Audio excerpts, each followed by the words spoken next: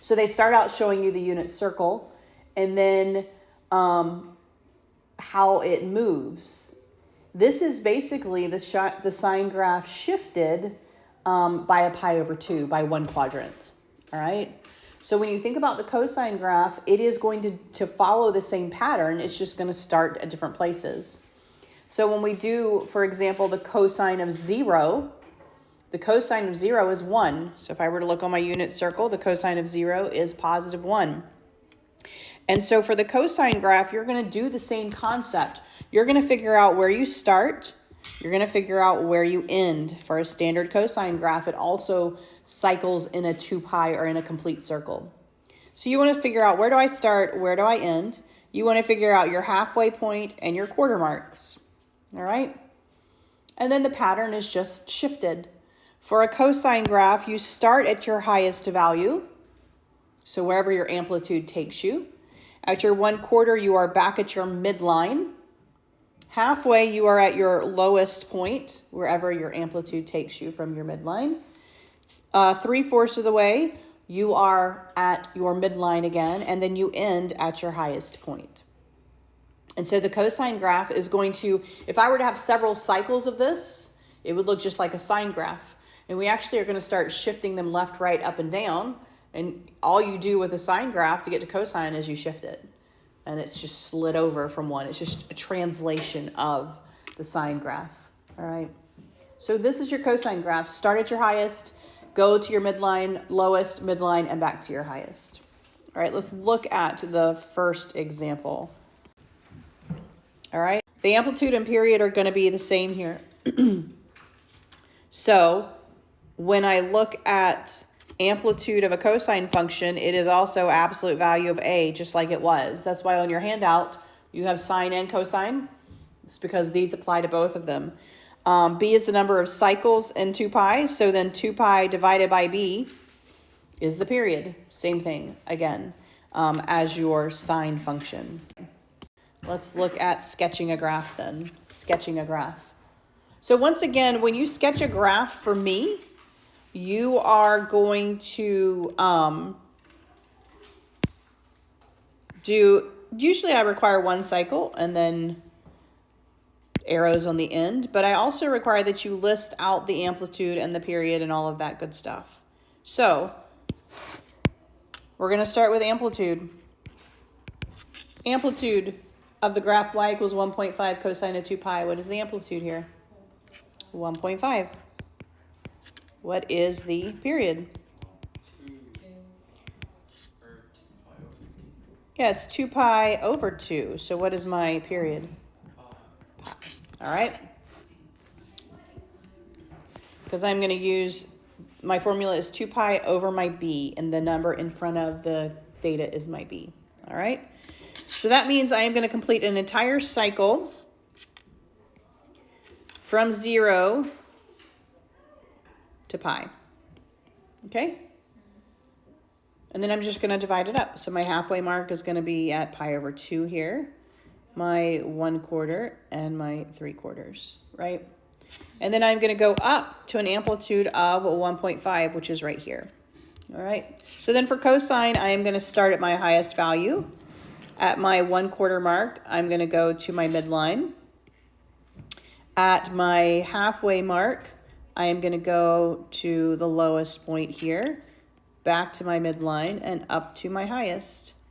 And then I am just going to connect those dots. Start a little bit before it. For a complete cycle, you want to go all the way down. And remember, it does curve, so put your arrows. Cosine graph. Cosine graph.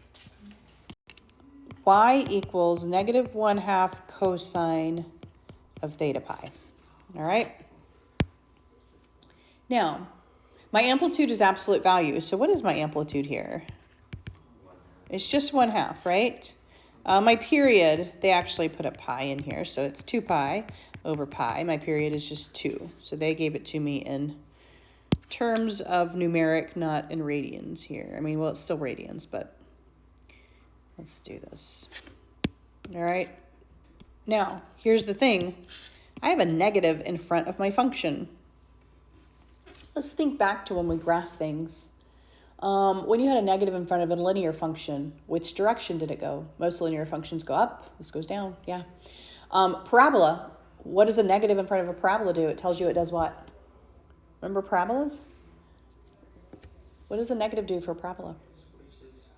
Yeah, so normally a parabola points up, right? A negative drops it. So when you have a negative in front of a trig function, it flip-flops everything. So normally for a cosine, so what I'm going to do is I am first going to graph y equals just 1/2 cosine of theta pi. Here's the thing, my period and my amplitude are exactly the same. So normally I would start at my highest value. So let's say here's my 2, right? Start and ending. Here's my halfway mark. Here's my 1/4, 3/4. All right. Normally I would start up here at 1/2. I would go to my midpoint, go to my lowest, midpoint, and up to my highest. So this is the graph y equals 1/2 cosine of theta pi. What do you think then the negative does to it? It literally mirrors it, okay? So now instead of it starting at the highest point, I'm going to start at the lowest point. I'm going to go to my midpoint, up to my highest, back to my midpoint, down to my lowest. And so when you have a negative in front of a trig function, it just flips it. So for sine, you would start at 0, and instead of going up to your highest value, you would go to your lowest value, back up, highest value, back down. So the negative just literally mirrors it. It just flip-flops it across your midline is what it does. All right? And this is, I think, the only time that they actually talk about it. I don't even think. They just talk about it in this example. So I wanted to talk about it here. The figures at the right show the vertical motion of a water molecule as a wave moves by. Suppose 10-inch waves occur every 4 seconds. Write an equation that models the height of the water molecule as it moves from crest to crest. All right? If the entire height of the wave is 10 inches, what is the amplitude? The entire height is from peak to valley is 10. What's your amplitude? Yeah, so your amplitude here is 5. All right? They occur every 4 seconds. What did they just give me? If it occurs every 4 seconds, what did they actually give me? Every cycle is 4. They gave me the period. So they are telling me the period is 4. If I want to write that in terms of pi, that means 4 equals 2 pi over b. Correct? Yes? So how do I solve for what b is then?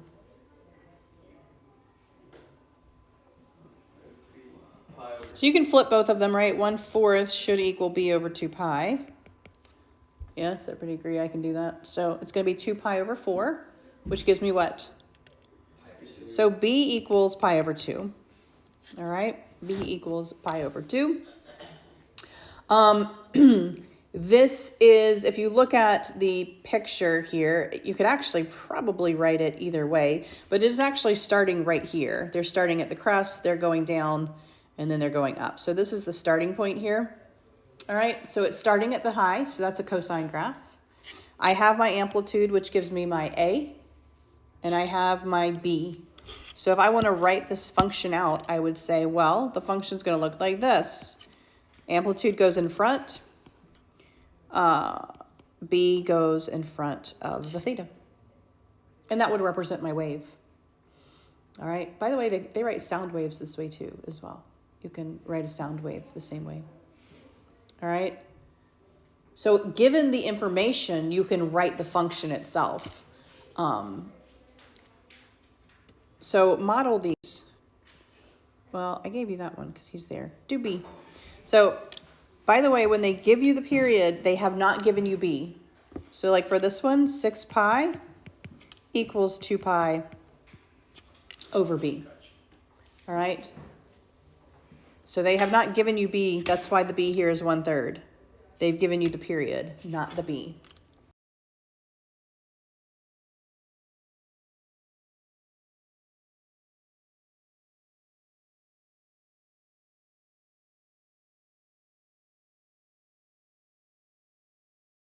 why it looks like this.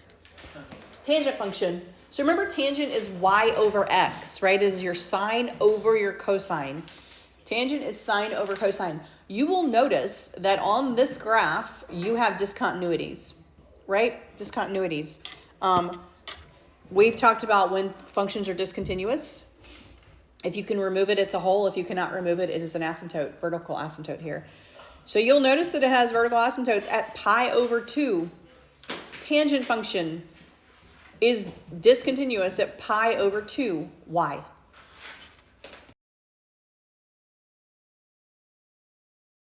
My tangent function is your sine value over your cosine value, or your y over your x, looking at the unit circle. At pi over 2, then, my sine value at pi over 2 is 1. My cosine value at pi over 2 is 0. So the tangent of pi over 2 is 1 over 0. I have a problem with that. Can I remove that 0? No, it's non-removable, which creates this guy right here. The same thing happens at negative pi over 2. It just is a negative 1 over 0. So every pi over 2, you are going to have an asymptote to our tangent function. You'll also notice that it doesn't look like a cycle like the other ones look. Now, this is a cycle function. It definitely cycles your y values, right? It is just going to start over. So after this asymptote occurs, you are going to have the same exact thing happen over here. And it's just going to keep going. Because you'll notice that if your sine and cosine values are repeating, your tangent values have to be repeating because they are based off of your sine and cosine. All right. Now here's the difference. You'll notice it goes infinitely down and infinitely up. All right. That's because your unit circle represents certain functions, but really it's 360. It is continuous, right? It's a continuous graph. And so you have asymptotes every time you have a 0 on the bottom. And then it cycles again and it starts over. All right. And so I don't actually make you graph these, but I want you to see why it's doing what it is doing so that you can recognize it. Because honestly, if you start shifting these around, which you can, they really just slide that cycle around the circle, which is what we're going to do with sine and cosine tomorrow. So I just wanted you to be able to recognize your tangent graph.